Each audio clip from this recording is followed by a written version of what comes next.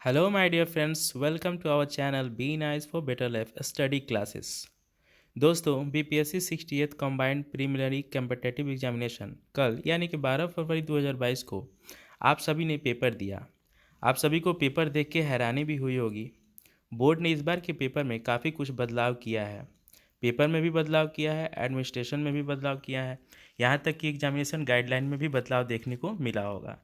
इन सभी बातों को आप सबको समझना जानना बहुत ज़रूरी है ताकि आप अपने होने वाली 69th बीपीएससी सीसीई की परीक्षा के पैटर्न, होने वाले एग्ज़ाम्स के तौर तरीक़ों से रूबरू हो सकें, परिचित हो सकें। अब तक के हुए एग्ज़ाम्स में जो भी ट्रेडिशनल क्वेश्चंस हुआ करते थे उन सब में बदलाव देखने को मिला है। बीपीएससी जैसे एग्ज़ाम्स में पेपर लीक होने जैसी बातें हमेशा से चली आ रही थी। इसको देखते हुए भी बोर्ड ने 1 घंटे पहले यानी कि 11 बजे ही एंट्री रखी थी, 11 बजे तक, जबकि परीक्षा शुरू 12 बजे से होनी थी। पेपर में क्यूआर कोड का भी इस्तेमाल किया गया था। खैर ये सब बातें तो समय और ज़रूरत के हिसाब से बदलते रहते हैं और बदलते भी रहने चाहिए, पर जो हमारे लिए इम्पोर्टेंट टॉपिक है वो है क्वेश्चंस के पैटर्न में बदलाव। इस बार 68 पीटी में साइंस से 30 क्वेश्चन पूछे गए थे। सबसे ज़्यादा जो है सो क्वेश्चन साइंस से देखने को मिला। इसमें 30 क्वेश्चन पूछे गए थे जो काफ़ी अच्छे लेवल के भी थे। अब तक साइंस से 30 प्रश्न कभी नहीं पूछे जाते थे। आगे है मैथ्स का। मैथ्स के क्वेश्चन की संख्या घटा दी गई है। पहले 10 मैथ्स की क्वेश्चंस हुआ करते थे, लेकिन इस बार जो है सो 5 ही क्वेश्चन पूछे गए थे। रीजनिंग को देखते हैं। रीजनिंग में भी प्रश्न की संख्या कम कर दी गई है। रीजनिंग में भी 3 ही प्रश्न जो इस बार पूछे गए थे। लगभग 5 प्रश्न जनगणना और अर्थव्यवस्था के प्रश्न थे। जनगणना और अर्थव्यवस्था से लगभग 5 प्रश्न थे। हिस्ट्री के काफ़ी प्रश्न थे, बहुत ही ज़्यादा संख्या में हिस्ट्री के भी प्रश्न थे और पॉलिटी के भी प्रश्न थे। राष्ट्रीय स्तर के करेंट अफेयर्स के प्रश्नों की संख्या अच्छी थी।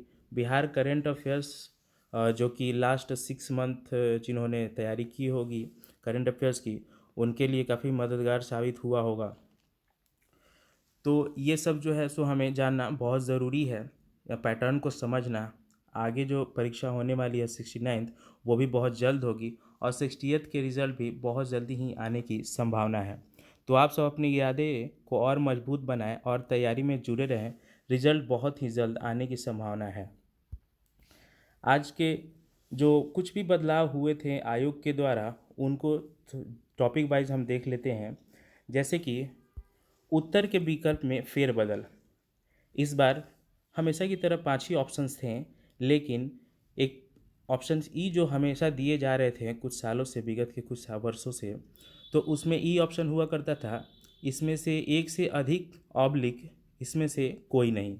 उसको जो है सो दोनों दो पार्ट ऑप्शंस के हुआ करते थे, उन दोनों पार्ट को अब दो ऑप्शंस तैयार कर दिए गए हैं।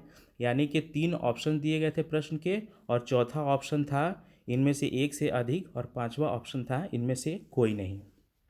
तो उत्तर के विकल्प में भी फेरबदल किए गए थे।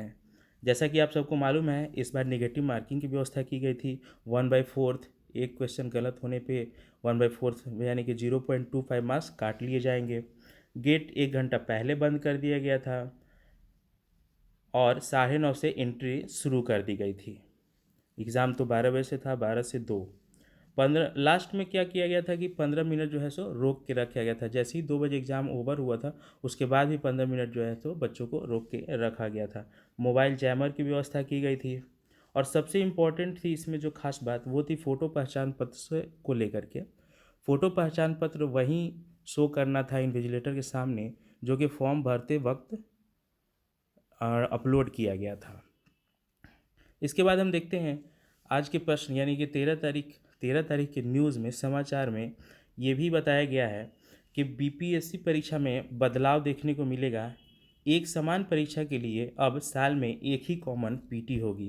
यानी कि अब साल में एक ही कॉमन पीटी होगी, एक लेवल के, एक स्तर के परीक्षाओं के लिए।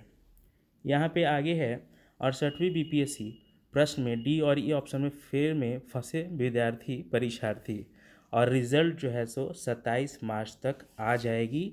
तो ये फिक्स है कि रिज़ल्ट भी बहुत ही जल्द आने वाली है।